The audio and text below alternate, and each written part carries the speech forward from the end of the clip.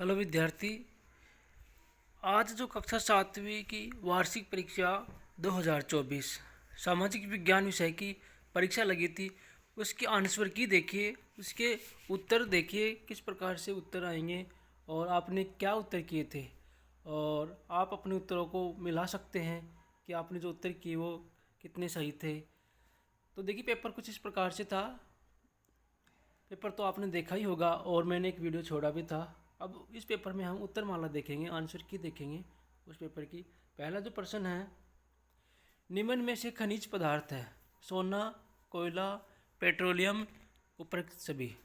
तो इसका सही उत्तर होगा उपयुक्त सभी, क्योंकि सारी जो पदार्थ हैं सारे ही पेट्रोलियम से निकाले जाते हैं। निम्न में से मानव निर्मित पर्यावरण है, तो पहाड़, समुद्र, मरुस्थल ये प्रकृति द्वारा निर्मित हैं। मानव सिर्फ सड़क को ही बना सकता है। इसका सही आंसर होगा ऑप्शन सी, सड़क। प्रश्न 3 देखिए, निम्नलिखित में कौन सी गैस हमें सूर्य की हानिकारक किरणों से बचाती है। इसका सही उत्तर होगा ओजोन गैस, ऑप्शन ए। प्रश्न 4, हिमनद से क्या तात्पर्य है। तो हिमनद बर्फ की नदियाँ होती हैं। प्रश्न 5 देखिए, गौड़ जनजाति पाई जाती है।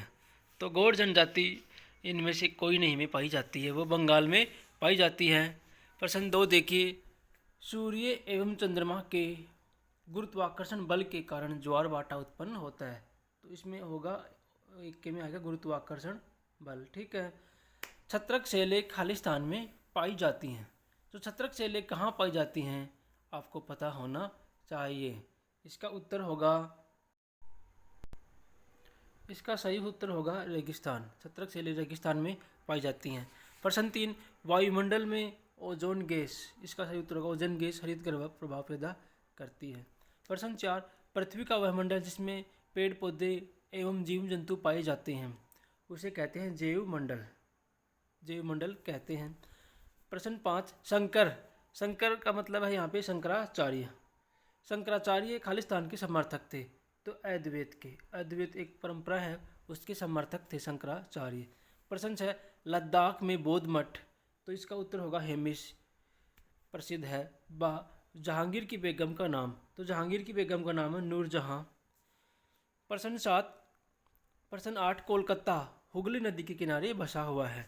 गंगा का ही दूसरा नाम है हुगली, गंगा की एक धारा है। हुगली नदी के किनारे कोलकाता बसा हुआ है। प्रश्न 3 देखिए, मौसम किसे कहते हैं। प्रश्न 3 देखिए, मौसम किसे कहते हैं। तो मौसम वातावरण में रोजाना होने वाले बदलाव को ही मौसम कहते हैं। जैसे कभी धूप कभी छाया, इसी ऐसी घटनाओं को, इसी बदलाव को ही मौसम कहते हैं। प्रश्न 4, ज्वार भाटा क्या है। तो इसका उत्तर होगा सूर्य और चंद्रमा की आकर्षण गति के कारण समुद्र के जल का ऊपर उठना और गिरना ही ज्वार भाटा कहलाता है। प्रश्न 5, पृथ्वी की 3 परतें कौन कौन सी हैं। तो पृथ्वी की 3 परतें हैं, क्रस्ट, मेंटल और कोर। प्रश्न 6 देखिए, लोकतंत्र में सार्वभौमिक वैश्विक मताधिकार क्यों महत्वपूर्ण है। तो सार्वभौमिक वयस्क मताधिकार का मतलब होता है 18 वर्ष की आयु पूर्ण करने के उपरांत मत देने का अधिकार को ही सार्वभौमिक वयस्क मताधिकार कहते हैं। और ये इसलिए आवश्यक है क्योंकि लोकतांत्रिक सरकार बनाने में हर व्यक्ति का मत देने का अधिकार जरूरी होना चाहिए। प्रश्न 7, बाबा गुरु नानक की प्रमुख शिक्षाएं क्या थी। तो बाबा गुरु नानक की प्रमुख 3 शिक्षाएं थी, जिसमें पहली शिक्षा है नाम जपो, दूसरी है किरत करो, तीसरी है वंड छको। ठीक है, ये 3 शिक्षाएं थी। प्रश्न 8, महिलाओं के बारे में रूढ़िवादी धारणाएं कौन कौन सी हैं बताइए। तो रूढ़िवादी धारणाएं वे धारणाएं होती हैं जो पुरानी धारणाएं चली आती हैं। उसमें प्रमुख हैं कि महिलाएं कुछ नहीं कर सकती, महिलाओं को घर पे ही रहना चाहिए, महिलाएं कमज़ोर होती हैं, महिलाओं को कमाने का अधिकार नहीं होता, और इस प्रकार की जो धारणाएं हैं वो रूढ़िवादी धारणाएं हैं। प्रश्न 9, मनसबदार व जागीर में क्या संबंध है। ठीक है, तो मनसबदार वह होता है जिसको एक राजा उसको वेतन के बदले एक ऐसी जागीर देता है, लेकिन जागीर वह होती है जो राजा की निजी संपत्ति होती है, और मनसब होता है एक वेतनभोगी कर्मचारी की संपत्ति और जागीर राजा की संपत्ति। प्रश्न 10 देखिए, आर्द्र दिन में गीले कपड़े सूखने में अधिक समय लेते हैं, कारण बताइए। आर्द्र दिन का मतलब होता है कि जिस दिन वायु में जलवाष्प की मात्रा क्या हो, अधिक हो, और जलवाष्प की अधिक मात्रा के कारण ही गीले कपड़े सूखने में क्या लेते हैं, समय लेती हैं, क्योंकि हवा में पहले से ही नमी होती है। प्रश्न 11, कॉलम 1 को कॉलम 2 से मिलान कीजिए। व्यापारिक पौने होती हैं स्थायी पौने, लू होती हैं स्थानीय पौने, मानसून होता है मौसमी पौने, और पवन होती हैं पवन की क्षैतिज गति। प्रश्न 12, नवाब वाजिद अली शाह कथक नृत्य के प्रमुख संरक्षक थे। बिल्कुल सही है, क्योंकि ये कथक नृत्य है ये उत्तरी भारत का है। प्रश्न 2, सहारा रेगिस्तान राजस्थान में पाया जाता है। बिल्कुल गलत, असत्य है, क्योंकि सहारा रेगिस्तान अफ्रीका में है। प्रश्न गए, गुरु गोविंद सिंह सिखों के 10वें गुरु थे। बिल्कुल सत्य कथन है। और बाढ़कृत मैदान उपजाऊ नहीं होते, तो असत्य है, क्योंकि जहाँ बाढ़ आती है वे मैदान अत्यधिक उपजाऊ होते हैं। प्रश्न 13, 18वीं शताब्दी में सिखों को किस प्रकार संगठित किया गया।